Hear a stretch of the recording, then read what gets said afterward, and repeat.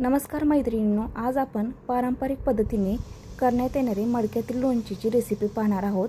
हे लोणचे टिकायला 1 ते 2 वर्ष टिकते, त्यामुळे ही रेसिपी खूप महत्त्वाची आहे। व्हिडिओ शेवटपर्यंत नक्की बघा। यासाठी 200 आंबे घेतलेले आहेत। हे आंबे झाडावरून अलगद असे तोडून घेतलेले आहेत। जमिनीवर पडलेला आंबा ह्यामध्ये एकही घ्यायचा नाही, त्यामुळे आपली लोणची खराब होऊ शकतो। ज्या महत्त्वाच्या टिप्स सांगत आहे ते नक्की फॉलो करा। बघा, अशा प्रकारचे आंबे घ्यायचे आहेत। हे आंबे आंबट आहेत, गोड घ्यायचे नाहीत। आता हे आंबे 1 ते 2 तासासाठी पाण्यामध्ये भिजत ठेवले। त्यानंतर मी अशा प्रकारच्या फोडी तयार करून घेतल्या। जर तुम्हाला घरी बनवता येत असतील तर फोडी करू शकता, किंवा तुम्ही बाहेरून सुताराकडून बनवून आणल्या तरी चालतील। बघा, अशा प्रकारे फोडी तयार झाल्यानंतर या फोडी स्वच्छ धुवून अशा 2 दिवसासाठी मी यांना उन्हामध्ये वाळत घालणार आहे। यांना ऊन देणे खूप गरजेचं आहे। बघा, अशा प्रकारे 2 दिवस उन्हामध्ये वाळल्यानंतर अशा प्रकारे फोडी दिसतात। जास्त दिवस उन्हामध्ये ठेवायच्या नाहीत, त्यामुळे जास्त सुकू शकतात। अशा प्रकारे 2 दिवस ठेवल्या। आता त्यानंतर आपल्याला काय करायचं आहे, या फोडीमधील मधला भाग जो असतो त्याला पांढरा असा फोलपाट असतो तो काढून घ्यायचा आहे, त्यामुळे लोणचे खराब होऊ शकतं। आता 200 आंब्यासाठी मी इथे 2 किलो मीठ आणि 2 छटाक हळद वापरली आहे। हे प्रमाण 200 आंब्यासाठी अगदी योग्य आहे, त्यामुळे तुम्ही जर 100 आंबे घेतले असतील तर तुम्ही प्रमाण कमी घेऊ शकता। आता बघा, हे 200 आंब्यासाठी 2 किलो मीठ आणि 2 छटाक हळद मी यामध्ये व्यवस्थितरित्या मिक्स करून घेणार आहे। हळद आणि मिठामुळे लोणचे आपले जास्त काळ टिकते, त्यामुळे हे दोन पदार्थ वापरण्यासाठी कंजूसपणा करायचा नाही। हे 2 पदार्थ चांगल्या प्रकारे मिक्स करून आपल्याला यामध्ये टाकायचे आहेत। आता लोणचेला हळद आणि मीठ लावल्यामुळे काय होतं, पाणी सुटतं, आणि पाणी सुटल्यानंतर हे हळद मीठ लावल्यामुळे शोषून घेतं, आणि जे म्हणजे लोणचे हळद मिठाचा वापर केल्यामुळे लोणचं जास्त दिवस टिकतं। आता अशा प्रकारे हळद मीठ लावून मी पाटीमध्येच घेतलेलं आहे, कारण की हलवायला सोपे जाते। त्यामुळे हळद आणि मीठ आता बघा मिक्स करून घेणार आहे। ही पद्धत खूप सोपी आणि साधी आहे, कारण पहिल्या ज्या जुन्या बायका किंवा आपल्या आजी होत्या त्या अशा प्रकारचे लोणचे बनवायच्या, त्यामुळे ते जास्त काळ टिकायचे आणि खायलासुद्धा खूप असे खमंग, तिखट, आंबट छान प्रकारे लागायचे। त्यामुळे अशा प्रकारेच तुम्ही लोणचं बनवू शकता। जर जास्त तेलकट लोणचे बनवलं तर लवकर खराब होते, आणि आपला घसासुद्धा तेलकट पदार्थामुळे खराब होऊ शकतो। त्यामुळे तेलकट लोणचे बनवायचे नाही, अशा प्रकारे सुके लोणचे बनवून घ्यायचे। आता बघा, हळद मीठ लावून घेईपर्यंत मी एक मडके घेतले होते। जुना डेरा माझ्याकडे होता तो घेतलेला आहे, त्याला स्वच्छ धुवून असा वाळवून घेतलेला आहे। 1 दिवसासाठी उन्हामध्ये ठेवला होता। आता हे सर्व लोणचे मिक्स केलेले मी या डेऱ्यामध्ये घालून घेत आहे। हळूहळू घालून घ्यायचं आहे, कारण की माझ्याकडे 200 आंबे असल्यामुळे मला पूर्णपणे हा डेरा लागणार आहे। तुमच्याकडे जर कमी आंबे असतील तर तुम्ही डेऱ्यामध्ये घालू शकता, किंवा एखाद्या डेरा नसेल तर एखाद्या भरणीमध्ये घालू शकता। परंतु जर मातीच्या भांड्यामध्ये लोणचे घातले तर जास्त काळ टिकते असे म्हणतात।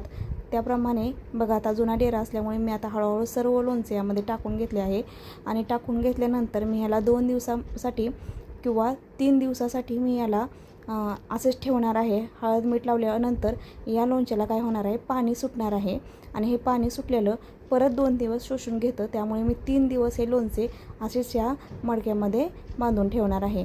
आता हे सर्व लोणचे टाकून झाल्यानंतर याला एका सुती कपड्यानं बांधून घ्यायचं आहे। बांधून घेतल्यानंतर फक्त शांत बसायचं नाही, आपल्याला दिवसातून 1 किंवा 2 वेळा हे लोणचे हलवून घ्यायचं आहे। हलवून घेतल्यामुळे काय होतं, जर आपल्या एखाद्या फोडीला हळद मीठ लागलेलं नसेल तर इकडून तिकडून ते हलवल्यामुळे लागू शकते। त्यामुळे आपल्याला दिवसातून 1 किंवा 2 वेळा हे लोणचे चांगल्या प्रकारे हलवून घ्यायचं आहे। आता मी ह्याला 3 दिवसासाठी ठेवणार आहे। ज्या ठिकाणी सारखे कोण जात नाही अशा ठिकाणी मी ह्याला ठेवणार आहे, परंतु सकाळ संध्याकाळी ह्याला हलवणार आहे। आता यासाठी 3 दिवस झालेले आहेत, आणि 3 दिवसानंतर मी मसाले घेतले आहेत। त्यासाठी बघा, 4 छोटे चमचे हिंग पावडर घेतलेले आहे। त्यानंतर 100 ग्रॅम काळी मिरी घेतलेली आहे। त्यानंतर 100 ग्रॅम जिरी घेतलेली आहे। त्यानंतर मेथीचे दाणे घेतलेले आहे 2 मोठे चमचे। त्यानंतर कारळे घेतलेले आहेत 50 ग्रॅम। त्यानंतर लवंग 100 ग्रॅम घेतलेले आहे, आणि मोहरी अर्धा किलो घेतलेली आहे। 200 आंब्यासाठी हे प्रमाण अगदी योग्य आहे। तुम्ही जर 100 आंबे असतील तर प्रमाण कमी करू शकता। आता हे पदार्थ सर्व आपल्याला काय करायचे आहेत, अलगद असे तव्यावरती भाजून घ्यायचे आहेत। जर तुमच्याकडे काळी कढई असेल तर तुम्ही त्यामध्ये घेऊ शकता, किंवा काळ्या तव्यामध्ये अलगद असे भाजून घ्यायचे आहेत. हे पदार्थ जास्त वेळ करपू द्यायचे नाहीत, हळूच अलगदच भाजायचे आहेत. त्यामुळे हळूहळू बारीक गॅस करूनच हे पदार्थ भाजून घ्यायचे आहेत. भाजून घेतल्यामुळे पदार्थातला पाणी शोषून घेतले जाते आणि त्यामुळे लोणचं खराब होत नाही. त्यामुळे अलगद हे पदार्थ भाजून घ्यायचे आहेत. आणि मसाल्याचे पदार्थ घरगुती वापरल्यामुळे लोणचं अजून जास्त काळ टिकते. त्यामुळे तुम्ही दुकानातील आयता मसाला आणण्याऐवजी तुम्ही घरच्या घरी मसाला तयार करू शकता. त्यामुळे तुम्ही अशा प्रकारचे मसाला तयार करून घेता. आता माझे काळे मिरे भाजून झाल्यानंतर मी जिरेसुद्धा अशाच प्रकारे भाजून घेणार आहेत.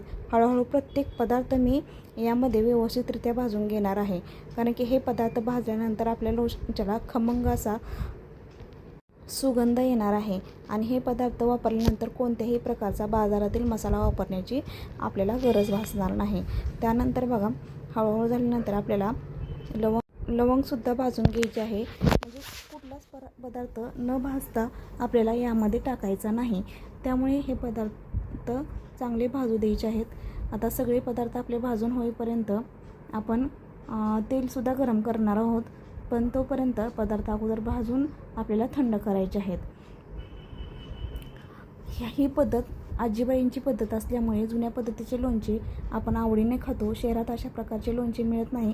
विकतचे लोणचे आणले जाते, परंतु ते टेस्टी लागत नाही आणि खराबसुद्धा आपले घसे होऊ शकतात. बघा, मी सर्व पदार्थ जास्त घेतले होते, पण मेथीचे दाणे कमी घेतलेले आहेत, कारण की मेथीचे दाणे कडवट असतात. त्यामुळे हे ते थोडेच वापरायचे. 2 ते 3 चमचे 200 आंब्यासाठी वापरायचे आहेत. मोठे मोठे चमचे असतील तर, आपले पोहे खायचे चमचे असतील तर वापरले तरी चालतील. त्यानंतर बघा, 2 मोठे चांगले चमचे हिंगसुद्धा मी घेतले होते, ते सुद्धा मी टाकणार आहे यामध्ये. हे एवढेच पदार्थ या आपल्याला लोणच्याला पुरेसे आहेत. यामध्ये दुसरं काही जास्त टाकायची गरज नाही. आता मोहरीसुद्धा जास्त तुम्हाला वाटत असेल, परंतु ज्यावेळेस तुम्ही लोणच्याला ही मोहरी लावचाल त्यावेळेस खूप कमी वाटू शकते. जर तुम्हाला बाजारात मोहरी डाळ मिळाली तर डाळसुद्धा वापरू शकता, आणि मोहरी जरी वापरायची असेल तर तुम्ही मोहरीसुद्धा वापरू शकता. दोन्हीपैकी कोणताही एक पदार्थ वापरला तरी चालू शकतो. आता हे पूर्ण पदार्थ मी थंड होईपर्यंत ठेवणार आहे. अशा प्रकारे बघा, एका ताटामध्ये सर्व मिक्स करून ठेवलेले आहेत पदार्थ. त्यामुळे या पदार्थाला थंड होईपर्यंत ठेवणार आहे. आणि त्यानंतर हळूहळू माझं इकडं भाजायचंसुद्धा काम चालू आहे आणि पदार्थ एका ताटामध्ये मिक्स करायचंसुद्धा काम चालू आहे. आता हे दोन्ही पदार्थ सर्व मिक्स करून घेणार आहे आणि हळूहळू थोडे थोडे घेऊन मी याला काय करणार आहे, मिक्सरच्या भांड्यातून काढणार आहे. जर तुमच्याकडे उकळी असेल तर तुम्ही उकळीमध्ये सुद्धा बारीक करू शकता. आता पण माझ्याकडे मिक्सरमध्ये लवकर होईल म्हणून मी मिक्सरमधून या पदार्थाचे सर्व काढणार आहे, बारीक करून काढणार आहे. आता बघा, कारळाचा सुद्धा आपण वापर करणार आहोत. कारळसुद्धा आपल्यासाठी खूप फायदेशीर आहे. त्यामुळे कारळ टाकल्यानंतर लोणचे खूप छान होते. अशा प्रकारे जर तुम्ही कधी कारळाचे जरी लोणचे केले तरी ते सुद्धा खूप टेस्टी आणि टिकणारे असते. त्यामुळे तुम्ही दोन्हीचाही वापर करायचा आहे. नुसतं तुम्हाला कारळाचे करायचे असेल तर तुम्ही कारळाचे सुद्धा करू शकता, परंतु कारळाचे जर केले तर यामधील पदार्थ कमी करायचे आहेत. मग अशा प्रकारे आता कारळसुद्धा भाजून घेतलं आणि माझं मिक्सरमध्ये बारीक करायचं काम चालू केलेलं आहे. मिक्सरमध्ये पूर्णपणे अशी पावडर होईपर्यंत बारीक करायचं नाही आपल्याला पदार्थ, कारण की मिडियम ठेवायचं आहे. कारण की ते लोणच्यावरती जे दिसणार आहे आपली पावडर किंवा आपला जो पदार्थ तो खूप छान दिसतो आणि खायलासुद्धा छान लागतो. त्यामुळे जास्त वेळ आपल्याला मिक्सरमध्ये सुद्धा बारीक करायचं नाही. आता त्यानंतर काय झालं, मिक्सरमधून बारीक करेपर्यंत मी आता 200 आंब्यासाठी 1.5 किलो तेल गरम करायला ठेवले आहे. बघा, प्रमाण 1.5 किलो तेल घ्यायचं आहे 150 आंब्यासाठी. इथे मी गरम करायला ठेवलेलं आहे. पूर्ण उकळी येईपर्यंत, म्हणजे पूर्ण कडक होईपर्यंत हे तेल आपल्याला ठेवायचं आहे, लगेच बंद करायचं नाही. आता मिक्स झालेले पदार्थ आपण हळूहळू बारीक करून घेऊया. आणि इकडे आपली तेलाची कढईसुद्धा गॅसवरती चालूच आहे. आपलं तेल पूर्णपणे कडक झाल्यानंतर आपण तेल बंद करून ठेवलेलं आहे. आता हे पदार्थ बारीक करून घेऊया. बघा, अशा प्रकारे बारीक करून घेतलेले पदार्थ आहेत. आता हे पदार्थ आपल्याला काय करायचं आहे, सर्व एकत्र करून घ्यायचे आहेत. आता माझ्याकडे काय झालं, तेलामध्ये मी काय करणार आहे, हे पदार्थ मिक्स करून घेणार आहे. आता बघा, हे बघा, माझे लोणचे 3 दिवसानंतर अशा प्रकारे हळद मीठ लावलेले माझे लोणचे दिसत आहे. बघा कसे चमक आलेली आहे लोणच्याला हळद मिठाने. अशा प्रकारे 3 दिवस ठेवले होते. त्यामुळे असं लोणचं झालं. आता हे सर्व झालेले मिक्स पदार्थ, माझी कढई छोटी होती त्यामुळे त्यामध्ये मिक्स करता येत नाही. मी एका छोट्या पाटीमध्ये हे सर्व मिश्रण घेतलेलं आहे आणि कढवल्यानंतर तेल ही चूक इथे करायची नाही. पूर्णपणे कढवलेले तेल हे पूर्णपणे थंड होईपर्यंत ठेवायचं आहे आणि थंड झाल्यानंतर मगच त्यामध्ये आपल्याला सर्व पदार्थ टाकायचे आहेत. पण यामध्ये काय केलेलं, आपण सर्व पदार्थ बारीक केले आहेत, परंतु कारळे हे बारीक केलेले नाही, हे लक्षात ठेवायचं आहे. आता ह्या तेलामध्ये आपण सर्व पदार्थ टाकलेले आहेत आणि आता हे पदार्थ काय करायचं, आपण व्यवस्थित असं मिश्रण तयार करून घ्यायचं आहे.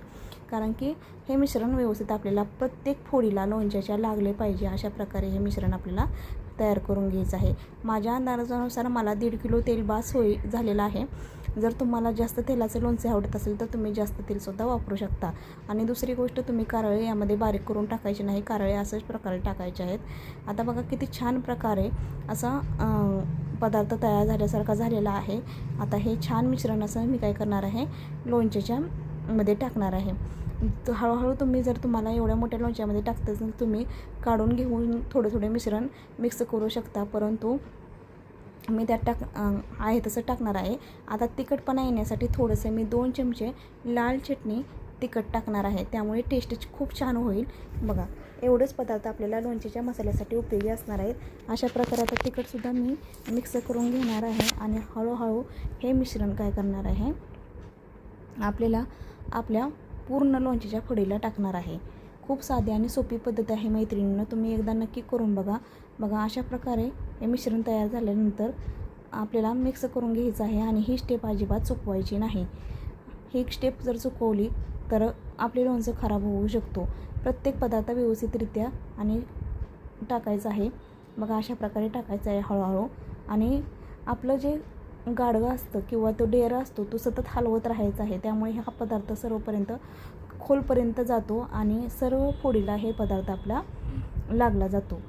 अशा प्रकारे टाकून घेतलं, अशा प्रकारे हलवायचं आहे, खालीवर सुद्धा करायचं आहे. आता हे लोणचं माझं 3 ते 4 दिवसांनी अशा प्रकारे दिसतं आहे. सुके लोणचे आणि खूप खायला टेस्टी झालेलं आहे. तर तुम्हाला ही रेसिपी कशी वाटली हे नक्की कमेंट बॉक्समध्ये सांगा. धन्यवाद.